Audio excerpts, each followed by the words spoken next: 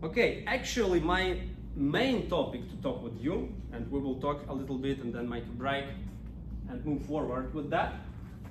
So it is, I would like to expand your thinking about objects and about classes.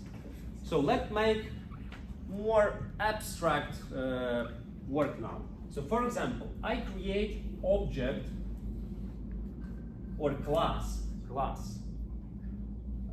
with name A. Okay, my class with name A could have not only primitive properties, okay, like integer, double, and so on. My A class could have another class inside, variable, some variable with name or with type B class. So actually in my object A, let's make it 3D, I could have another kind of block of logic, and it is kind of in the room. We have different parts in this room, the same with object. So we could have B object there. Also, we could have collection of objects. So for example, we could have collection of C objects.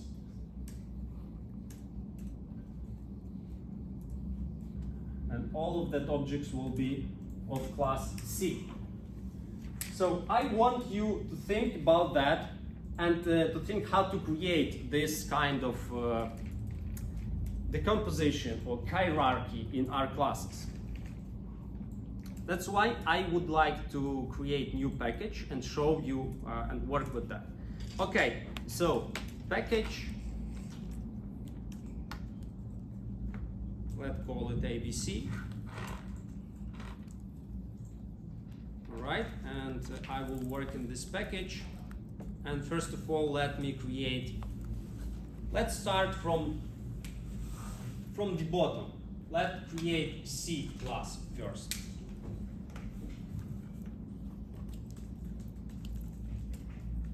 So I get my C class here.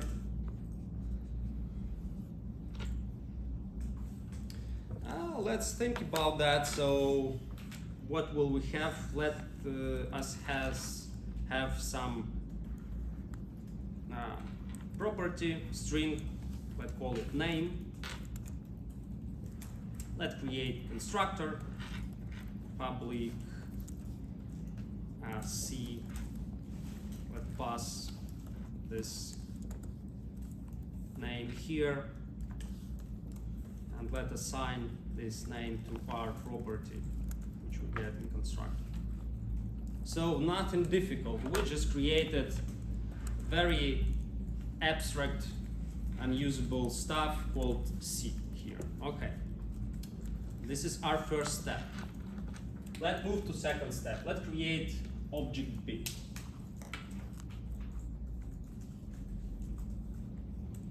Create a new Java class, call it B, add to repository, get empty B class, and let have some I don't know, integer. For example, in public integer field number. Let it be 0.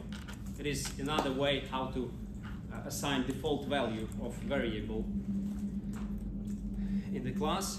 However, let's still have constructor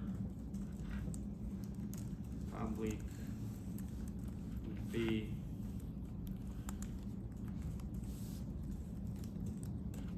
integer value, let it be n. So I could use just name number and assign it to n, which I get from my constructor here. Okay, very simple class B. Yes? All right. So finally, let's make more interesting class. Class A.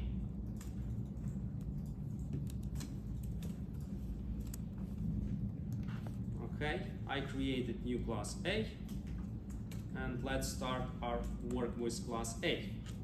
So we decided that class A will have property of data type B. So let me use it. B data type. Let me call this B item, for example. Yeah, that would be, let it be private variable in my class.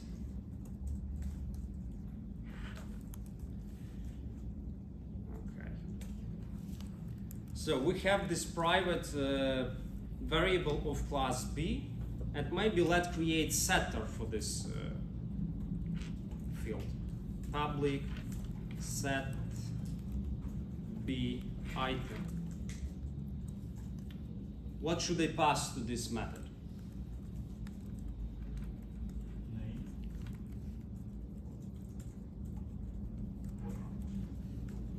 I just forgot to specify that it is void method, but what should I pass to set B item? What should I pass there? It is setter for this private variable.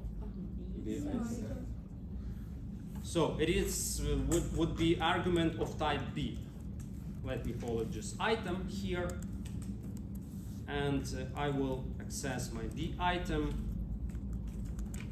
and yeah, put it here. Okay, we got setter of our variable, and would be nice to have also getter. Public get B item. IntelliGD helps me to do this. Maybe I will use this name. Okay, so we have setter and getter, and actually we defined this ability to have this B inside of our A class. Okay, let's come to this point. I would like to have collection of C objects. So, do you have any proposals? What should I do? What variable should I declare inside of my class A?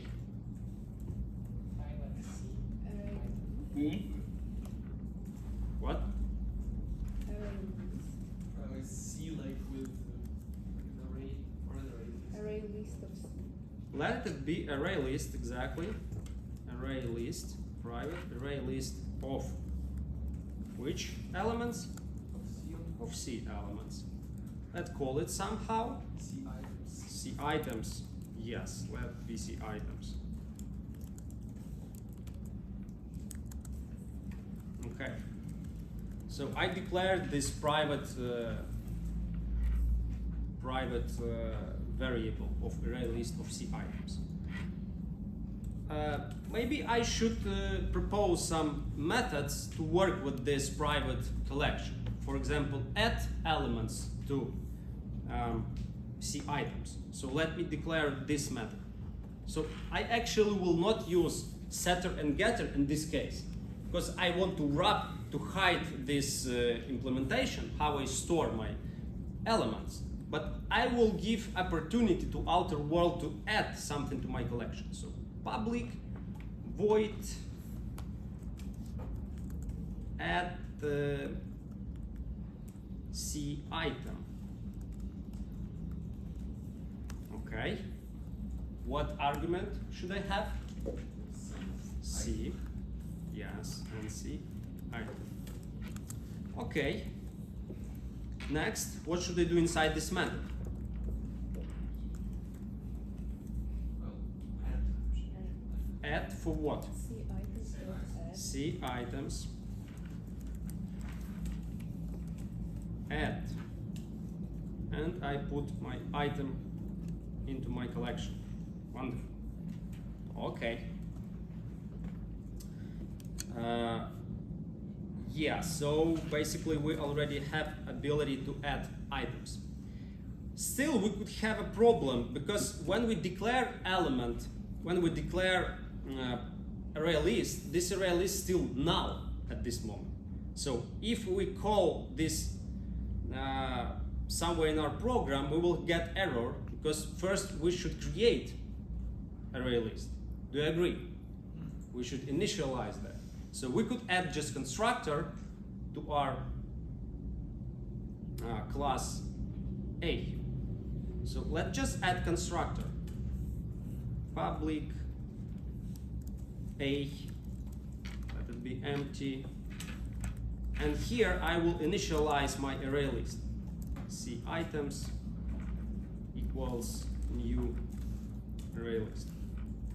So now I'm sure that my array list already initialized and I could call this add item without any problems. Okay, how could I use all these classes? So let me back to where am I? So let me create new class like test. Let me call it test.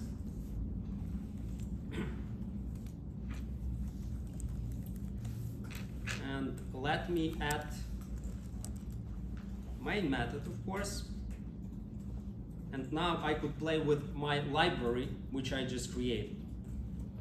So first of all, let's create our container, our main A object. So we declare variable of A, call it A, and just create new A object. Wonderful. Next, let's create B object. Declare variable B, initialize this variable. We run constructor. Inside our B method, we get, let me remind you what is inside. We have some problem. Okay, so we have integer value, so we should pass this value there. So B, let it be 1. Okay, we created B object. Now, let us use our setter inside of A. So let me again remind you. Inside our A class, we have this set B item. So we could not access B directly, but we could access B through setter. That's why I could run it. A, set B item, and put B inside. Okay, do you see? So at this moment, we already created A, we created B, and we assigned B inside. We actually created B here, and we assigned it, put this B inside our A kind of box. Next, we should have other elements for C collection. So let me remind you, we have array list, which is private, but we have opportunity to add C items using this add C item method. So let me do that. A, add C item, but I should create C item. You remember I could do it on the fly. New, C, and put some string. 1, for example.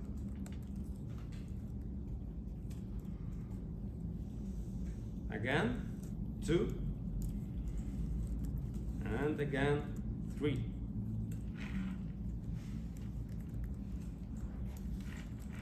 Okay, so actually I did it. I put now at this moment already, I created A object, I created B object and sent reference here.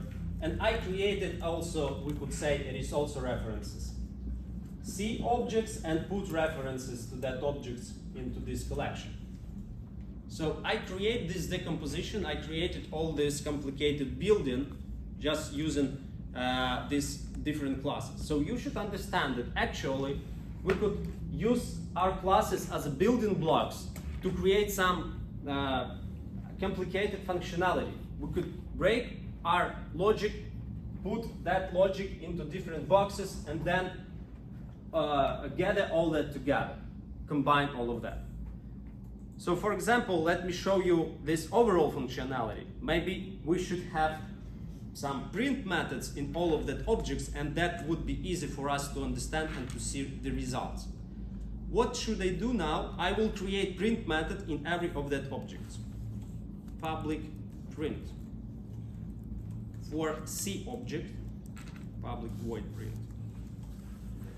And I will just output information about this C object. C object. And as I have just string which represent this object, I will output this name. Okay? Do you see this print method? Very easy. Just output information. And C object know how to print himself. He know his information about himself. He know how to print it. We could encapsulate all this logic inside C method. Now let's do the same for B. Public void print. And again, what do you propose? What should they print here? Number. Just number. B object. And just output this number. The only field which he have this in this class. Okay, again, B class could print himself. Now, let's create print method for A class, which become more interesting.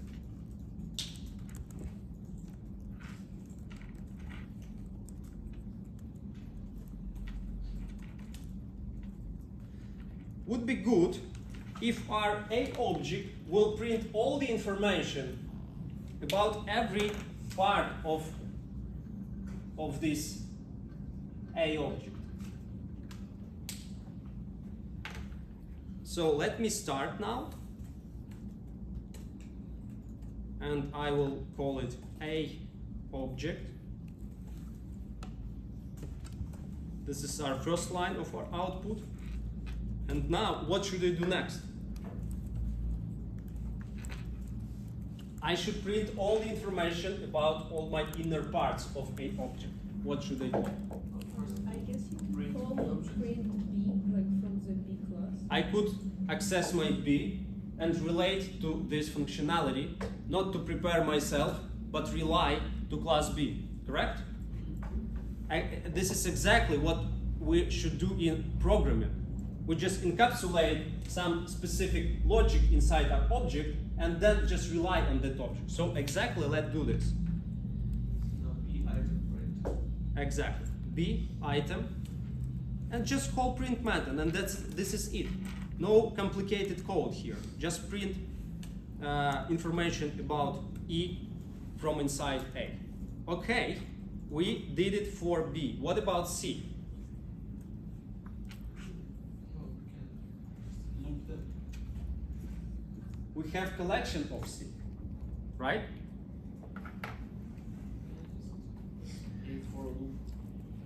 So let's start it in this way. Collection of C objects. And then we could traverse our collection. So we could have enhanced for loop and use C variable inside our collection. Let me remind you, this is our collection, C items. C items.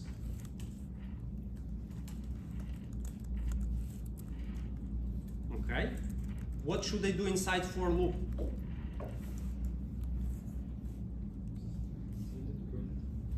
C print. Because all the logic regarding printing already implemented inside these boxes, inside these black boxes, let's say.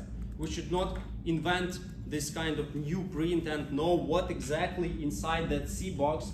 C object knows exactly about himself how to print. This is it. Just few lines of code, and we have kind of complicated logic implemented in different parts and gather it all together. Now we could try to use it and to see if everything is okay with our print. Now, in outer world, it will look like this, a print. So, do you see this quite concise code? We just call one method print, and inside this print, we have some logic. We call another print of inside our objects. We call this print, and we come back. Then we have for loop and call print of C objects and so on and so forth. Now let me run it. Hopefully we will see the result. So this is our result.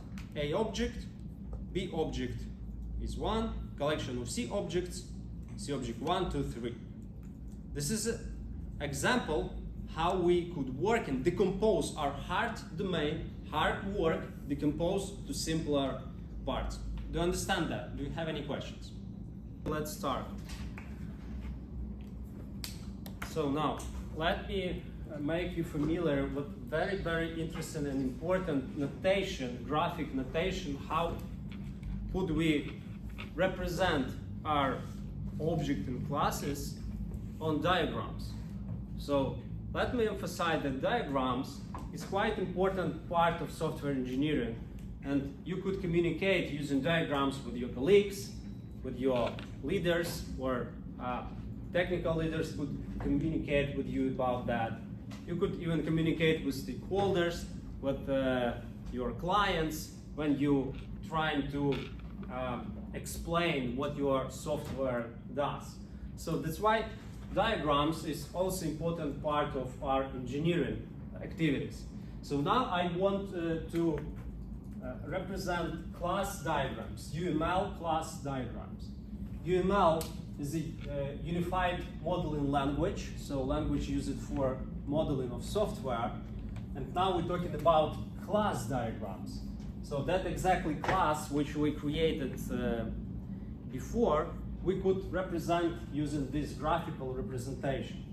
So I already did this representation for a class, and I will explain that, but please notice this for yourself. You should be able to do this by yourself.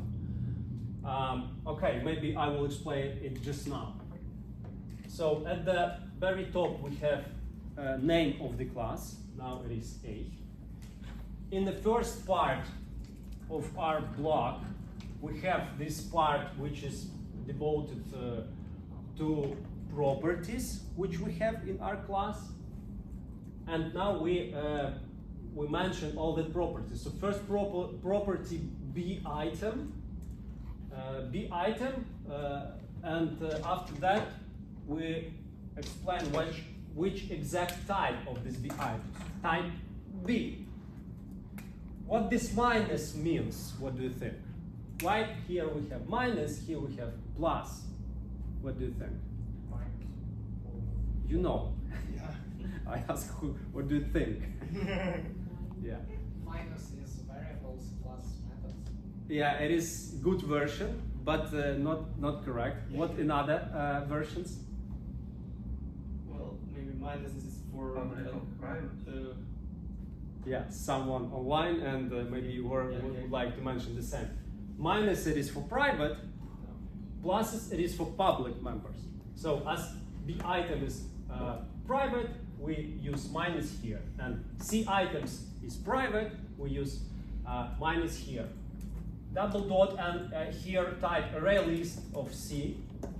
So next, after this line, we mention methods of our class. This is a specific marker for constructor. This public constructor. Next, we have method set B item with parameter B item without any value, without return value. It is public method. Public method add C item and argument of C item, and print method without arguments. Next, help me to create this diagram for class B. This is our class.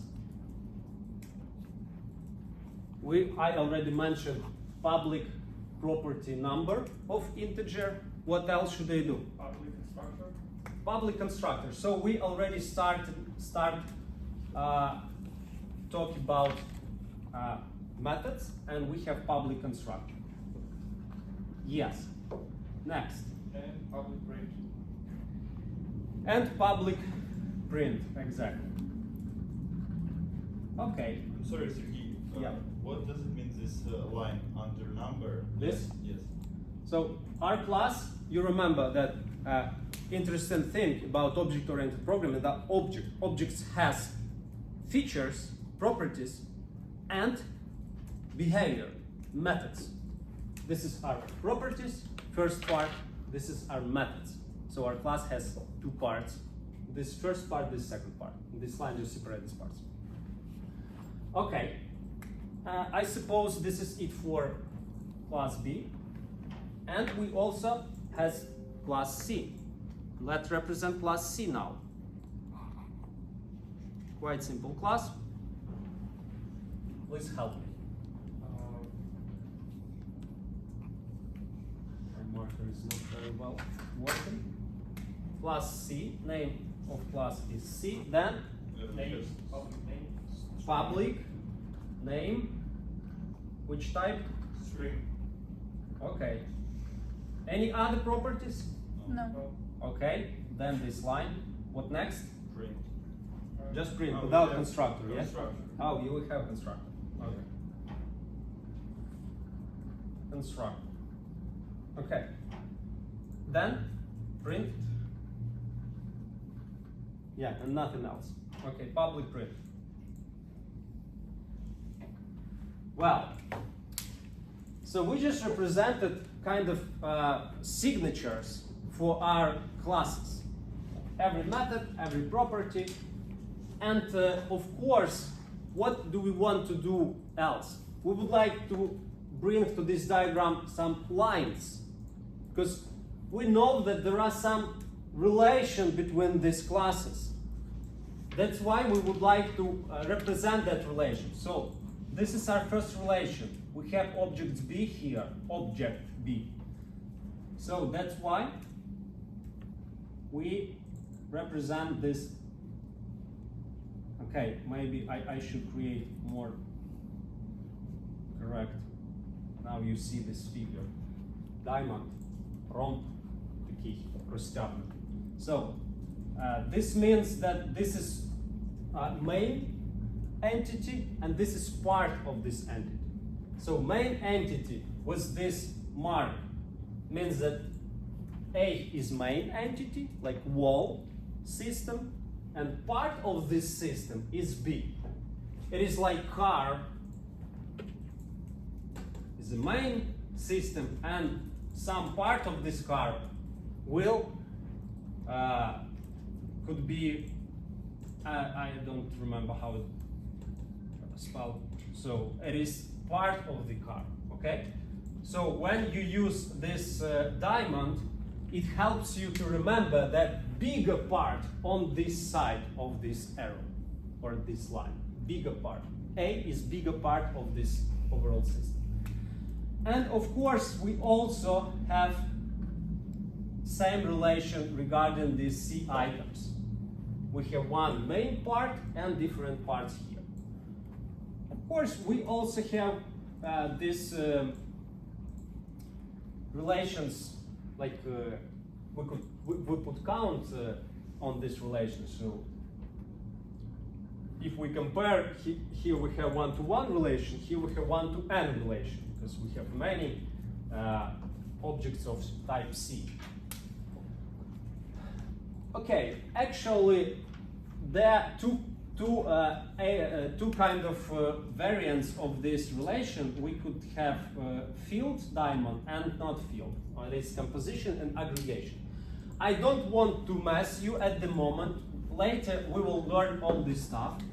Now let me just use aggregation, and I would like to keep in your minds, to save in your understanding just this variant of relation, aggregation.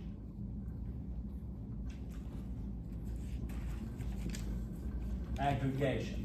So this object aggregates B. This object aggregates C. This is relation of aggregation. When some object become part of bigger system. This is aggregation. All right. Yeah. This is the main idea, and now I would like to propose you another diagram, and I will ask you try to implement that in our code finally to make your practice. Okay. I propose you to think about next thing. For example, you would like to have a system like notebook about your study, and you could mention there all your assignments, all your courses, and calculate your grades or your average grade or many this kind of stuff to do. So let us have this. Let's start actually from the bottom, which is assignment. So maybe I will still present overall system to you. So I would like to have class, okay? I would like to have class my study.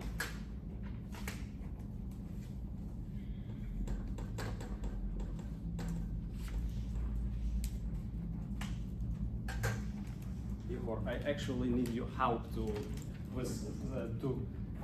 remind someone that we need this new stuff. Maybe because I could forgot to do that, so maybe you will help me to not to forget.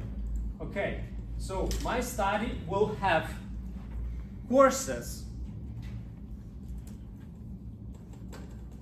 As you have courses like English or ethics or principles of programming, and courses will have assignments.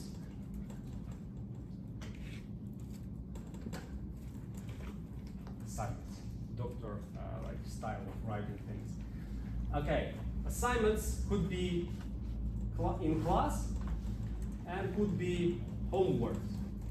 This is overall idea of our domain, of our real world, which we want to represent in classes. Class my study.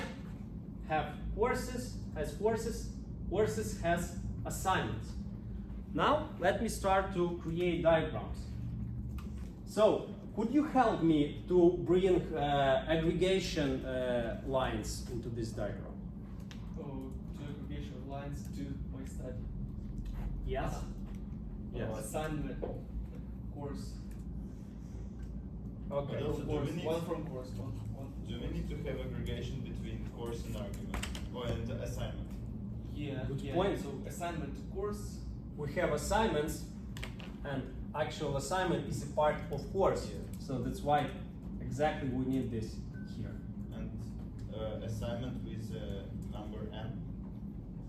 Or With what? n? Like, And? no, like we have got an arrow that we had in previous ABC Yeah. that's yeah, 1 to n, 1 to 1. Ah, yeah, sorry, yeah, exactly. We could put this 1 and n here, and also 1 my study notebook and many courses.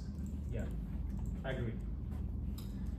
And so basically this is it. Of course, we could put a main class, like main test class, which will be static class with static main function, and this have no any relation to our domain, but still has it could has association relation. This is aggregation relation. This simple arrow means just association. That means that this in this main method we just call this class.